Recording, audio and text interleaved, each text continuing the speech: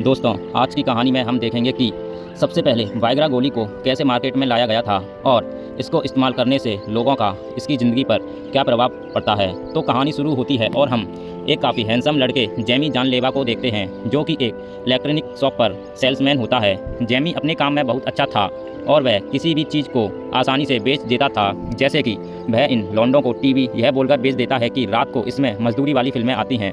जिसके बाद वह एक बुढ़िया को एक फ़ोन बेच देता है, कहता है कि दादी, इसकी वाइब्रेशन इतनी ज़्यादा खतरनाक है कि यह तुम्हारी सुनी पड़ी हुई गुफा में भी जोश जगा देगा। हम देखते हैं कि जेमी जानलेवा हैंडसम तो था ही, लेकिन एक नंबर का लड़कीबाज भी था। साथ ही इसका अपने बॉस की बीवी डॉल्की के साथ भी अफेयर चल रहा था। वहीं जब वो उस बुढ़िया को मोबाइल बेच रहा था, तभी उसके पास डॉल्की आती है और उसे इशारा करके चली जाती है। उधर जेमी जानलेवा भी समझ जाता है कि अब डॉल्की को बजाने का टाइम हो चुका है। जिसके बाद वो डॉल्की को कॉपचे में ले जाकर उसे खूब ज़ोर ज़ोर से बजाने लगता है, लेकिन इसी दौरान डॉल्की से उसका मोबाइल नीचे गिर जाता है और उसमें उसके पति का नंबर डायल हो जाता है। दूसरी तरफ जब उसका पति फ़ोन उठाता है तो उसमें उसकी पत्नी की चिल्लाने की आवाज़ें आ रही होती हैं। अब यह सुनते ही उसकी सुलग जाती है और वो जेमी जानलेवा को धक्के देकर अपनी दुकान से निकाल देता है। लेकिन अपना जेमी भी था, वो वहाँ से जाते जाते कस्टमर को अपना नंबर देकर जाता है, कहता है कि मैं डॉल्की के साथ साथ तबला भी बहुत अच्छा बजा लेता हूँ। फिर रात को जेमी जानलेवा अपने घर पर आता है। वहीं पर हम उसके छोटे भाई जॉस को देखते हैं, जो एक मिलियनेयर बन चुका था। वो कहता है कि मुझे तुम जैसे भिखारियों के साथ रहने में बहुत शर्म आती है। वहीं उसके साथ उसकी एक गर्लफ्रेंड भी थी, जो अब तक पैसों के लिए उसका मुंह में ले रही थी। आगे जब सभी साथ में डिनर कर रहे थे, तभी जॉस सभी को बता देता है कि जेमी जानलेवा को काम से निकाल दिया, क्योंकि वह अपने बॉस की बीवी को कुत्ते की तरह पेल रहा था। अब ये सुनकर उसका बाप जेमी से कहता है कि अब तुम क्या करोगे, तुम तो ज़्यादा पढ़े लिखे भी नहीं हो कि किसी कंपनी के मैनेजर बन जाओ। इस पर जेमी कहता है कि मुझे नई नौकरी मिल चुकी है और अब मैं डॉक्टर्स को दवाइयाँ सप्लाई करने का काम करूँगा। वहीं जेमी का बाप, जो खुद एक डॉक्टर था, वो कहता है कि बस के तेरे और क्या उम्मीद की जा सकती है। तभी जोश कहता है कि दवाइयाँ सप्लाई करने में क्या बहुत पैसा है, क्या पता ये एक दिन करोड़पति ही बन जाए। आगे जब जॉस और जेमी बाहर बैठकर सुट्टा मार रहे थे, तभी जेमी जानलेवा को उस लड़की का मैसेज आता है, जिसे वह आज दुकान पर अपना कार्ड देकर आया था, जिसका मतलब था कि वो लड़की जेमी से अपना तबला बजवाने के लिए तैयार थी। फिर अगली सुबह जेमी तैयार होकर फाइजर नाम की एक कंपनी में जाता है, जहां पर कंपनी की बॉस अपने सभी सेल्समैन को ट्रेनिंग दे रही थी। वो कहती है कि चाहे कुछ भी हो जाए, तुम सभी को हमारी कंपनी की दवाइयाँ बेचकर ही वापस आना है। फिर जैसे जैसे टाइम बीतता है, जेमी जानलेवा अपनी ट्रेनिंग पूरी करता है और दवाइयाँ बेचने वाला सेल्समैन बन जाता है। वहीं उसकी बॉस भी जेमी से काफ़ी इम्प्रेस थी, क्योंकि एक तो वो काफ़ी हैंडसम था और दूसरा उसमें एक स्पेशल टैलेंट था कि चुटकी बजाते ही किसी भी लड़की को सेट कर लेता था। फिर अगले दिन से जेमी कंपनी के मैनेजर ब्रूस के साथ दवाइयाँ सप्लाई करने के लिए निकल पड़ता है। वहीं रास्ते में ब्रूस उसे कहता है कि यह काम इतना आसान भी नहीं। तुम क्या सोचते हो कि तुम मुंह उठाकर वहाँ पर चले जाओगे और डॉक्टर हमारी दवाइयाँ ऐसे ही ले लेंगे? उन डॉक्टर्स को हमारी दवाइयाँ सही नहीं लगती, लेकिन तुम्हें उन डॉक्टर्स को कन्विंस करना होगा हमारी दवाइयाँ लेने के लिए। अब जेमी जानलेवा एक डॉक्टर को हॉस्पिटल के बाहर ही रोक लेता है और उसे अपनी मेडिटेशन के बारे में बताने लगता है, लेकिन डॉक्टर को उसकी दवाइयों के बारे में पहले ही पता था और वो उसे कहता है कि तुम्हारी दवाइयाँ देकर मैं अपने पेशेंट्स की जान खतरे में नहीं डाल सकता। जिसके बाद वो और कई डॉक्टर से बात करने की कोशिश करता है, लेकिन कोई भी उसकी बातें सुनने को तैयार नहीं था। आगे जब ब्रूस और जेमी हॉस्पिटल में थे, तभी जेमी वहाँ उस हॉस्पिटल की ना को देखने लगता है, जो कि एकदम बवाल दिखती थी। जेमी कहता है कि ये लोग ऐसी नर्स लाते कहाँ से हैं? जिस पर ब्रूस कहता है कि यह तो साली 2 कौड़ी की वेश्याएं हैं और आधे से ज़्यादा मरीज तो हॉस्पिटल में इनको देखने के लिए आते हैं। तभी जेमी एक लड़की को आवाज़ देता है और लीसा कैसी है? ब्रूस कहता है कि उसका नाम लीसा नहीं है। जेमी कहता है कि मुझे पता है, पर यही तो मेरी ट्रिक है। ऐसे लड़कियों का ध्यान मुझ पर आ जाता है, जिसके अगले ही पल वो मेरे बिस्तर में होती हैं। अब यहाँ पर ये दोनों डॉक्टर से मिलने आए थे, लेकिन डॉक्टर्स को इनसे मिलने में कोई इंटरेस्ट नहीं था। तभी जेमी वहाँ पर एक दूसरे कंपनी के एजेंट को देखता है, जो यहाँ पर अपनी कंपनी की दवाइयाँ सप्लाई करने आया था। जेमी देखता है कि वो एजेंट तो बड़ी ही आसानी से डॉक्टर के काबी में चला जाता है, जबकि उन दोनों को तो डॉक्टर के झांट का बाल भी देखना नसीब नहीं हो रहा था। तभी ब्रूस उसे बताता है कि इसने हॉस्पिटल की रिसेप्शनिस्ट को पटा रखा है, जिस वजह से यह आसानी से अंदर चला जाता है। वहीं जेमी को ये आइडिया अच्छा लगता है कि जिसके बाद वो दूसरे रिसेप्शन पर बैठी एक हिडिंबा के पास जाता है और उसे कहता है कि तुम्हारी खूबसूरती को देखकर मुझे रहा नहीं गया, तो मैं तुमसे बात करने चला आया। हिडिंबा कहती है कि मत कर और बता तुझे क्या चाहिए। जेमी कहता है कि मैं तो बस तुम्हें अपने घोड़े की सवारी कराना चाहता हूँ अब ये सुनकर हिडम्बा तो इम्प्रेस हो जाती है, साथ ही उसके पीछे बैठी एक लड़की सिंडी भी उससे इम्प्रेस हो जाती है। फिर जैमी उन्हें कहता है कि मुझे अपनी कुछ दवाइयाँ के सैंपल यहाँ पर रखने हैं, जिस पर वो मान जाती हैं और उसे अंदर जाने देती हैं। फिर अंदर आकर हम देखते हैं कि जैमी अपनी तो दवाइयाँ वहाँ पर रख ही देता है, लेकिन साथ ही वो दूसरे कंपनी की दवाइयाँ उठाकर अपने बैग में भर लेता है, जिसके बाद बाहर जाकर वो उन्हें डस्टबिन में डाल देता है। वहीं डस्टबिन के पास एक भिखारी बैठा था, जो जैमी के जाने के बाद उन दवाइयों को निकालकर अपने पास रख लेता है। फिर अगले दिन से हम देखते हैं कि जैमी रोज़ हॉस्पिटल में जाता और हिडम्बा और सिंडी को अपनी बातों में फंसाकर वहाँ पर अपनी दवाइयाँ रख जाता। साथ ही वह दूसरी कंपनी की दवाइयों को उठाकर उन्हें बाहर डस्टबिन में फेंक देता। फिर एक रात जैमी और ब्रूस जब एक बार में बैठे थे, तभी वहाँ पर उस दूसरी कंपनी का एजेंट भी आ जाता है। फिर ब्रूस जैमी से कहता है कि हम लोग इसी की वजह से अपनी दवाइयाँ नहीं बेच पा रहे, इसलिए अब तुम्हें ही कुछ सोचना होगा, तभी जाकर तुम अपने टारगेट पर कर पाओगे। जिसके अगले दिन हम देखते हैं कि जैमी एक डॉक्टर को हॉस्पिटल के बाहर रोककर उसे 10,000 का चेक देता है। डॉक्टर कहता है कि तुम मुझे रिश्वत देने की कोशिश कर रहे हो, जिस पर जैमी कहता है कि नहीं, यह तो मेरी कंपनी सबको बांट रही है, बस मुझे आपसे कुछ बातें डिस्कस करनी ही है। डॉक्टर कहता है कि मेरे पास टाइम नहीं है, मैं पेशेंट्स को देखते हुए तुम्हारी बातें सुन लूंगा। जिसके बाद जैमी डॉक्टर वाले कपड़े पहन लेता है और तभी डॉक्टर उसे कहता है कि अगर कोई पूछे तो तुम बता देना कि तुम इंटर्न हो। आगे डॉक्टर अपनी एक पेशेंट को देखता है जिसका नाम मैगी होता है। वो बताती है कि मुझे पार्किंसन नाम की एक बीमारी है, जिस वजह से मेरे हाथ कांपते रहते हैं, पर क्योंकि यह स्टेज बंद था तो मैगी को इससे ज़्यादा दिक्कत नहीं थी। फिर जाने से पहले डॉक्टर मैगी से पूछता है कि तुम्हें और कोई प्रॉब्लम तो नहीं है, जिस पर मैगी कहती है कि हाँ डॉक्टर, मेरी एक चूजी पर कोई निशान सा बन गया है। जिसके बाद वो उसे अपनी चूजी निकाल कर दिखाने लगती है। उधर जैमी भी उसकी चूजी बड़े गौर से देख रहा था और उसके मुंह से पानी आने लगा था। तभी डॉक्टर उससे कहता है कि यह तो मकड़ी काटने का निशान है, मैं कुछ दवाइयाँ लिख देता हूँ, उससे यह ठीक हो जाएगा। आगे बाहर आकर जब जैमी अपनी कार से दवाइयाँ निकाल रहा था, तभी वहाँ पर मैगी आती है और उसके सर पे मारने लगती है। कहती है कि बस के मुझसे माफ़ी मांग, तेरी हिम्मत कैसे हुई मेरी चूजी देखने की। जैमी कहता है कि तुम्हें कैसे पता मैं डॉक्टर नहीं हूँ। मैगी कहती है कि बस के मैंने तेरी गाड़ी में दवाइयाँ देखी हैं और तू तो साला कोई दलाल ही हो सकता है। जमी कहता है कि ठीक है, मैं उस डॉक्टर के लिए माफ़ी मांगता हूँ जो तुम्हारी चूजियाँ देखने के बाद भी पागल नहीं हुआ। मैगी कहती है कि तेरे पास लड़कियों को पटाने का टैलेंट है तो है, जो कहकर वो वहाँ से जाने लगती है। तभी जैमी उससे उसका नंबर मांगता है तो मैगी उसे मिडिल फिंगर दिखाकर वहाँ से चली जाती है। फिर घर आकर जैमी सिंडी को कॉल करता है और उसे कहता है कि आज जो मैगी नाम की पेशेंट आई थी, मुझे उसका नंबर चाहिए। सिंडी कहती है कि नहीं, हम ऐसे किसी पेशेंट का नंबर नहीं दे सकते। अब अपनी बात मनवाने के लिए जैमी सिंडी से गंदी गंदी बातें करने लगता है। वो कहता है कि तुमने अंदर कौन से कलर की कच्छी पहनी है। सिंडी कहती है कि सफ़ेद रंग की। जैमी कहता है कि फिर तो मैं उसे उतार कर तुम्हारी गुलाबी देखना चाहता हूँ। अब ये सुनकर सिंडी शर्मा जाती है और उसे मैगी का नंबर दे देती है। तभी जैमी के अपार्टमेंट में उसका भाई जॉस आता है। वो उससे कहता है कि वो भस की गोल्ड डिगर मुझे छोड़कर किसी और के साथ भाग गई। अब अपने भाई की ऐसी हालत देखकर जैमी को उस पर तरस आ जाता है और वो उसको यहीं पर रहने के लिए कहता है। आगे जैमी मैगी को कॉल करता है और उसे पूछता है कि मेरे साथ कॉफ़ी पर चलोगी। मैगी कहती है कि तुझे मेरा नंबर कहाँ से मिला।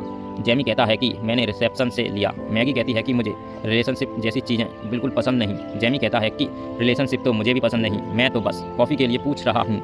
अब मैगी उसकी बात मान जाती है और उसे शाम को एक कैफ़े में बुलाती है। फिर शाम को जब जैमी उस कैफ़े में जाता है तो वो देखता है कि मैगी भी उस कैफ़े में ही काम करती थी। मैगी उससे पूछती है कि तुम मुझसे मिलना क्यों चाहते थे। जैमी कहता है कि तुम्हारी आँखें कितनी सुंदर हैं, कहाँ से लगवाई। मैगी कहती है तुम यह ट्रिक हर लड़की पर यूज़ करते हो। जैमी कहता है कि नहीं, तुम्हारी आँखें सच में बहुत खूबसूरत हैं। मैगी कहती है कि देखो, मुझे रिलेशनशिप नहीं चाहिए, लेकिन अगर तुम चाहो तो हम मजदूरी कर सकते हैं। जैमी कहता है कि क्या तुम पहली मुलाकात में ही देने को तैयार हो। इस पर मैगी कहती है कि तुम भी इतनी मेहनत इसलिए ही तो कर रहे हो, इसलिए चलो मेरे घर चलते हैं, वहाँ दबा कर मजदूरी करेंगे। अब जैमी तो चाहता ही था। जिसके बाद वो दोनों मैगी के घर जाते हैं और वहाँ पर दबा कर मजदूरी करने लगते हैं। अब उस दिन के बाद ये दोनों रोज़ मिलते हैं और इन्हें जहाँ पर भी जगह मिलती ये लोग मजदूरी करना शुरू कर देते। फिर एक दिन मैगी जैमी के घर पर आती है और आते ही वहाँ पर पूरी नंगी हो जाती है, लेकिन वहीं पर जॉस भी था जो उसे इस हालत में देख लेता है। जिसके बाद जैमी और मैगी रूम में चले जाते हैं और दबा कर मजदूरी करने लगते हैं। वहीं बाहर जॉस मैगी के चिल्लाने की आवाज़ें सुन रहा था और वो सोचता है कि साला मेरे भाई के पास हथियार है, यह एनाकोंडा। फिर अगले दिन जैमी फिर से दूसरी कंपनी की दवाइयों को बाहर फेंकने आया था, लेकिन तभी वहाँ पर वही एजेंट आ जाता है और जैमी के पैर पर एक जोर का घूसा मार देता है। जिसके बाद वो उसे धमकी देता है कि बस के आज के बाद मेरी दवाइयों को हाथ भी मत लगाना। फिर जाने से पहले वो उससे कहता है कि तू मैगी से दूर रह। वही शाम को जैमी मैगी के घर पर खाना लेकर आता है, जिसे देखकर मैगी भी हैरान थी। फिर खाना खाने के बाद मैगी कहती है कि चलो मजदूरी करते हैं। जैमी कहता है कि क्या हम दोनों सिर्फ बातें नहीं कर सकते। मैगी कहती है कि नहीं, तुम पहले बातें करोगे और फिर तुम्हें मुझसे प्यार हो जाएगा और मुझे रिलेशनशिप नहीं चाहिए। जेमी पूछता है कि क्यों, तुम्हें रिलेशनशिप क्यों नहीं चाहिए। मैगी कहती है कि बस नहीं चाहिए तो नहीं चाहिए, अगर तुम्हें मजदूरी करनी है तो करो, नहीं तो चलते बनो। अब ये सुनते ही जेमी मैगी से चिपक जाता है और वो दोनों दबाकर मजदूरी करने लगते हैं। फिर रात को जब जेमी और ब्रूस कहीं पर जा रहे थे तभी जेमी ब्रूस से कहता है कि कंपनी जो नया ड्रग लॉन्च कर रही है वो मुझे अभी चाहिए। ब्रूस कहता है कि तुम्हें पता भी है वो क्या है और वो मैं तुम्हें ही क्यों दूं। जेमी कहता है क्योंकि सिर्फ मैं ही हूँ जो वो अच्छे से बेच सकता हूँ। अब ब्रूस उसकी बात मान जाता है और उसे वह दवाइयाँ बेचने की परमिशन देता है जो कि वाइग्रा की गोली। फिर अगले ही दिन से हम देखते हैं कि जेमी उस गोली को हॉस्पिटल में फ्री में बांटने लगता है ताकि लोगों को इसकी लत लगना शुरू हो जाए, और बाद में कुछ होता भी ऐसा ही है। वो लोग इस गोली के लिए पागल हो जाते हैं और इस गोली की बिक्री आसमान छूने लगती है। उधर देखते ही देखते जेमी भी एक टॉप का सेल्समैन बन जाता है। वो कहते हैं कि भी जो हम लोगों को गोली खिलाकर उनका ऐसा कर देंगे ऐसा। फिर रात को जेमी मैगी को कॉल करता है और उससे मिलने के लिए कहता है, लेकिन मैगी उससे मिलने के लिए मना कर देती है। जिसके अगले ही दिन वो मैगी से मिलने उसके घर पहुंच जाता है, लेकिन वहां जाकर वो देखता है कि मैगी कुछ बुढ़े बूढ़ों को लेकर कनाडा जा रही थी। जेमी पूछता है कि तुम वापस कब आओगी। मैगी कहती है कि परसों रात तक। अब जेमी मैगी के आने से पहले ही उस जगह पर पहुंचकर उसका इंतजार करने लगता है, लेकिन काफ़ी इंतजार करने के बाद भी जब मैगी नहीं आती तो वो कार में ही सो जाता है। फिर सुबह जब मैगी वापस आती है तो जेमी को वहाँ पर देखकर वो उसे इम्प्रेस हो जाती है, जिसके बाद वो उसके पास आती है और उसे कहती है कि शायद हम दोनों रिलेशनशिप में आ सकते हैं। अब ये सुनकर जेमी भी बहुत खुश हो जाता है, जिसके बाद जेमी उसे अपने घर पर ले जाता है और यह दोनों यहाँ पर मजदूरी करने लगते हैं। अब मैगी को उसे थोड़ा इंटरेस्टिंग बनाना था तो वो उन दोनों की मजदूरी की वीडियो बना लेती है, लेकिन तभी वो वीडियो जेमी के भाई जॉस के हाथ लग जाती है और वो उस वीडियो को देखकर अपनी हाथ गाड़ी चलाने लगता है। लेकिन इसी दौरान जेमी वहाँ पर आ जाता है और जॉस से पूछता है कि तुम ये क्या कर रहे हो। अब ये देखकर जॉस की फट जाती है और वह कहता है कि मैं तो बस भाभी की चूजियाँ देख रहा था। तभी जेमी का दिमाग घूम जाता है और वह उसी वीडियो टैप को लेकर उससे जॉस की गार्ड तोड़ देता है। इसके बाद जेमी वहाँ से मैगी के घर पर जाता है जो कि अपनी चोली खोलकर उसकी लोली लेने के लिए तैयार बैठी थी, लेकिन तभी अचानक जेमी की सांस फूलने लग जाती है क्योंकि वो मैगी को आई लव यू बोलने आया था, लेकिन उसे डर था कि कहीं मैगी उसे मना ना कर दे। लेकिन फिर भी वो उसे हिम्मत करके आई लव यू बोल ही देता है, लेकिन मैगी इसका कोई जवाब नहीं देती और उसके साथ मजदूरी करने लग जाती है। फिर उसी रात जेमी अपने भाई को लेकर एक क्लब में जाता है जहाँ पर उसका भाई यह देखकर हैरान था कि जेमी के पीछे तो लड़कियों की लाइन लगी पड़ी है और हर कोई लड़की उससे पूछ रही थी कि मेरी कब लोगे, मेरी कब लोगे। तभी जेमी उन लड़कियों को डॉक्टर स्टैन से मिलवा है और ये वही डॉक्टर था जिसके हॉस्पिटल में वो दवाइयाँ सप्लाई करता था। अब जेमी उस डॉक्टर की सेटिंग कैसी नाम की एक लड़की से करा देता है ताकि वो डॉक्टर हमेशा उसके काबू में रहे। वहीं वो दूसरी कंपनी का एजेंट भी था जिसकी ये सब देखकर गीन जल रही थी। फिर अगली सुबह जेमी वापस मैगी के घर पर जाता है जहाँ पर मैगी उसे पूछती है कि तुम मुझसे प्यार क्यों करते हो। मेरी इस बीमारी के चलते कोई भी मुझसे प्यार नहीं कर सकता, इसलिए तुम चले जाओ यहाँ से। जिसके बाद उन दोनों में लड़ाई हो जाती है। अब जेमी गुस्से में वहाँ से चला जाता है, लेकिन जेमी के वहाँ से जाते ही मैगी को पार्किंसन होने लगता है और वह गुस्से में आकर रोने लग जाती है। तभी जेमी वापस उसके पास आता है और उसे गले लगा लेता है, जिसके बाद वो डिसाइड करता है कि वो मैगी का इलाज करवा कर ही रहेगा। जिसके बाद वो दोनों कई हॉस्पिटल में जाते हैं, कई डॉक्टर से मिलते हैं, लेकिन किसी के पास भी मैगी का कोई इलाज नहीं था। इसके बाद वो दोनों एक कॉन्फ्रेंस में जाते हैं जहाँ पर मैगी जैसे ही बीमारी वाले कई लोग थे और वह सभी को बता रहे थे कि उन्हें कैसे कंपनी बीमारी के साथ जीना सीखना पड़ेगा। उधर मैगी को भी यहाँ पर आकर बहुत अच्छा लग रहा था। दूसरी तरफ जेमी को एक आदमी मिलता है जो उसे बताता है कि मेरी लाइफ को भी यही बीमारी है। जेमी कहता है कि मेरी गर्लफ्रेंड को भी तो है, तो आप कुछ टिप्स देना चाहोगे। वो आदमी कहता है कि यह बीमारी बहुत बुरी है, कुछ सालों के बाद तो तुम्हें उसका बच्चों की तरह ख्याल रखना होगा, यहाँ तक कि उसकी टट्टी भी साफ करनी पड़ेगी और जैसे जैसे उसकी उम्र बढ़ती जाएगी यह बीमारी और खतरनाक होती जाएगी। अब यह सुनते ही जेमी की फट जाती है। जिसके बाद जब वो दोनों उस कॉन्फ्रेंस से बाहर आते हैं तभी मैगी जेमी से कहती है कि मैं बहुत खुश हूँ कि मुझे तुम्हारे जैसा बॉयफ्रेंड मिला और मैं भी तुमसे बहुत प्यार करती हूँ। लेकिन वहीं अब जेमी ये सुनकर ज़्यादा खुश नहीं था और उसके दिमाग में बस उस बुड्ढे की बातें चल रही थी। फिर अगले दिन वो दोनों किसी दूसरे हॉस्पिटल में जाते हैं जहाँ पर मैगी देखती है कि जेमी रिसेप्शन पर लड़ाई कर रहा था कि डॉक्टर कब तक आएंगे, कितनी देर से हम उसका वेट कर रहे हैं। अब देखकर मैगी को अच्छा नहीं लगता और उसे लगता है कि जेमी उसे जल्दी ठीक करना चाहता है, जिसका मतलब है कि वो उस बीमारी के साथ अपना नहीं सकता। इसलिए मैगी वहाँ से उठकर जाने लगती है। तभी जेमी उसके पीछे आता है, उससे पूछता है कि क्या हुआ। जिस पर मैगी कहती है कि अगर मेरी यह बीमारी ठीक नहीं हुई तो क्या तुम उससे प्यार नहीं करोगे। जिस पर जेमी उसे कोई जवाब नहीं देता। अब मैगी भी समझ चुकी थी कि वो उसे इस बीमारी के साथ एक्सेप्ट नहीं कर सकता, इसलिए वो जेमी से ब्रेकअप कर लेती है। जिसके बाद जेमी भी अपने कामों में बिजी हो जाता है और मैगी के ना होने पर जेमी का ध्यान अपने काम पर था, जिस वजह से वह अपने टारगेट जल्दी जल्दी पूरे कर रहा था, जिस वजह से उसका प्रमोशन हो जाता है और उसे शिकागो भेजा जाता है। फिर उसी रात जब वह ब्रूस के साथ एक रेस्टोरेंट में सेलिब्रेट करने जाता है तभी वहाँ पर उसकी मुलाकात फिर से मैगी से होती है जो अपने नए बॉयफ्रेंड के साथ घूम रही थी।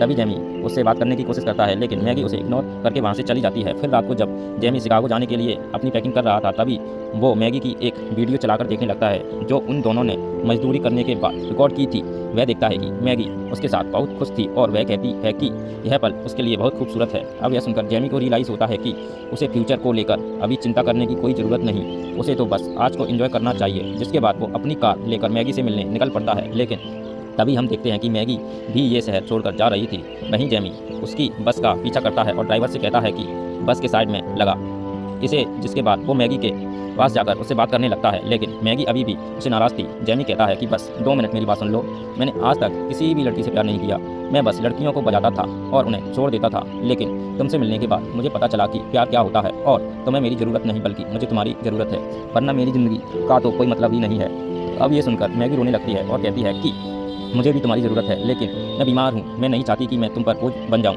जेमी कहता है कि इससे कोई फ़र्क नहीं पड़ता, हम दोनों साथ रहेंगे और ऐसे ही जिएंगे। जिसके बाद मैगी उसे गले लगा लेती है और उन दोनों के बीच में सब कुछ ठीक हो जाता है। और दोस्तों, इसी के साथ ही यह कहानी यहीं ख़त्म हो जाती है।